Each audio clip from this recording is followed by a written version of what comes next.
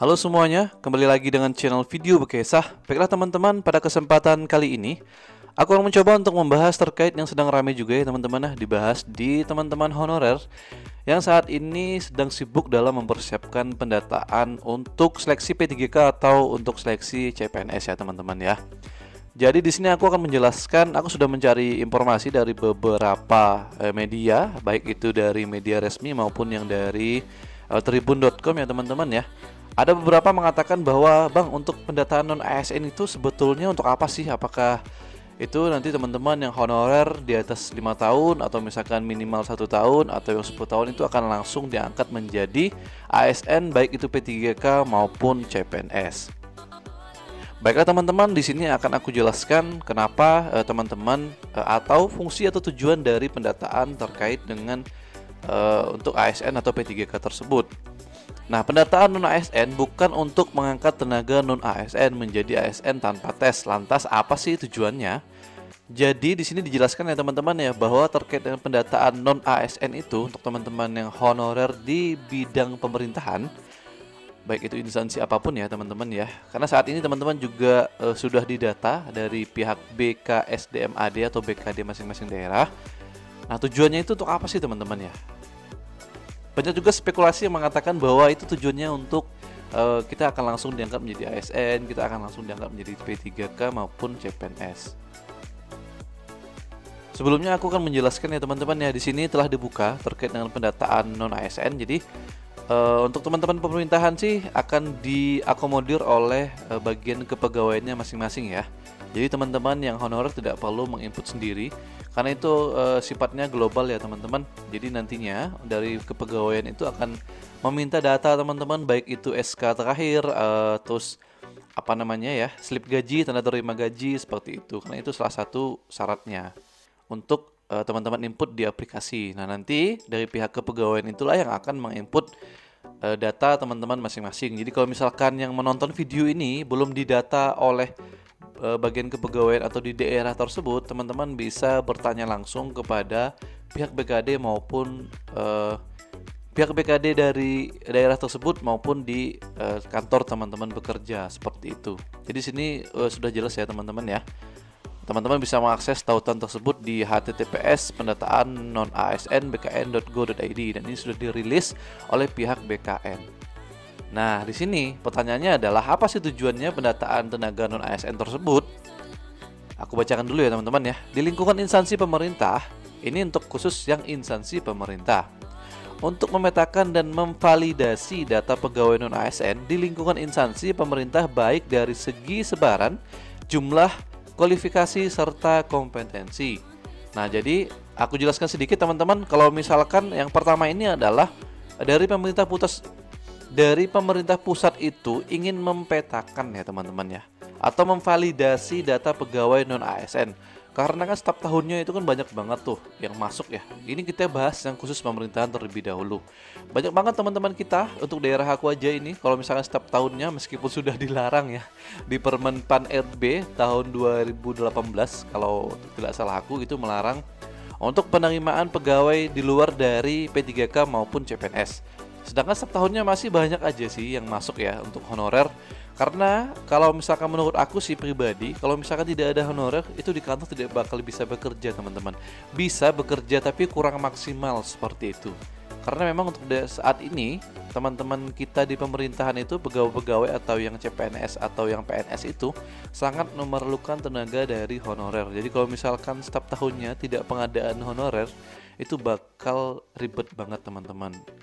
Karena kan kita habis tidak ada pembukaan CPNS sama sekali ya sejak tahun 2018 itu baru dibuka kembali seperti itu. Jadi saat ini pemerintah melakukan pendataan ulang terkait dengan untuk teman-teman yang honorer yang sudah digaji oleh pemerintah daerah. Jadi bukan yang digaji dari di luar menggunakan APBD ya teman-teman ya. Nah, selanjutnya, untuk mengetahui apakah tenaga non-ASN yang telah diangkat oleh instansi pemerintah sudah sesuai dengan kebutuhan dan tujuan organisasi.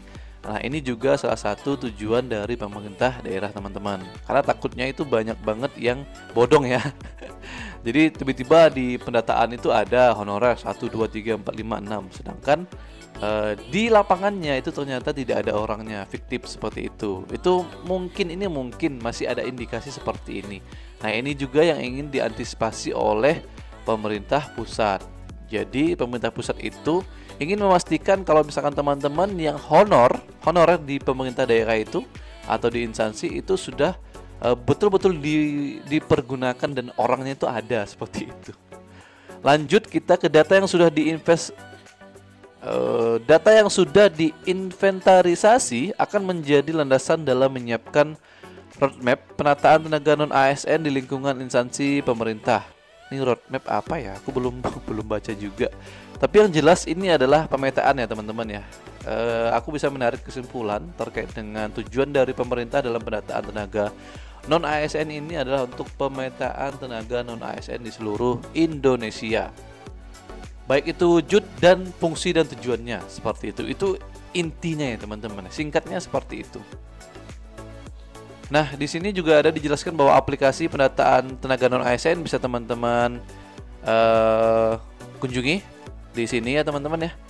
Pegawai yang ditunjuk sebagai admin instansi wajib melakukan registrasi dan mengunggah SK penunjukan admin pendataan non ASN ini untuk admin per instansi atau per kecamatan seperti itu.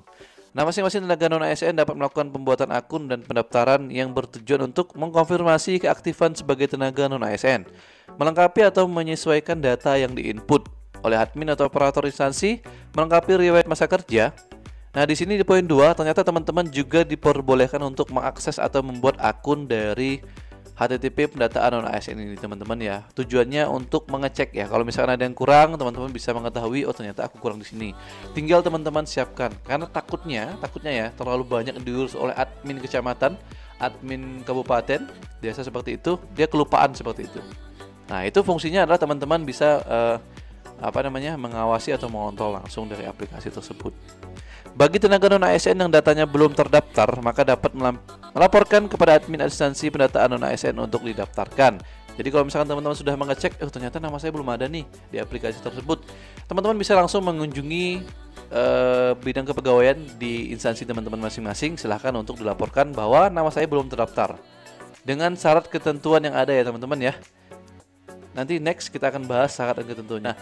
Dari pemerintah pusat itu ingin memastikan saja terkait dengan memvalidasi terkait dengan pendataan atau pemetaan dari non ASN, dan juga setelah ini teman-teman yang sudah masuk ke dalam aplikasi pendataan itu akan mengikuti atau masuk dalam salah satu persyaratan untuk mengikuti tes ASN P3K tahun 2022 yang akan dibuka pada bulan 9 ini ya teman-teman ya, September ini, mungkin di minggu ketiga. Nah, itu adalah tujuan akhir dari pemerintah pusat. Setelah teman-teman didata, setelah teman-teman divalidasi, setelah teman-teman dipetakan, baru teman-teman inilah yang akan berhak untuk mengikuti tes P3K pada tahun 2022 ini. Jelas ya teman-teman ya. Baiklah, mungkin segitu dulu yang dapat aku sampaikan. Semoga informasi ini membantu. Jangan lupa untuk di-share ke teman-teman yang lain. Jangan lupa juga untuk di-subscribe ya teman-teman ya, karena untuk saat ini subscriberku karena sudah lulus pada CPNS semua, mungkin mereka sudah tidak mau menonton lagi. Jangan lupa untuk di-share lagi ke teman-teman yang akan mengikuti tes P3K pada tahun 2022 ini. Baiklah, segitu dulu untuk informasinya. Dadah.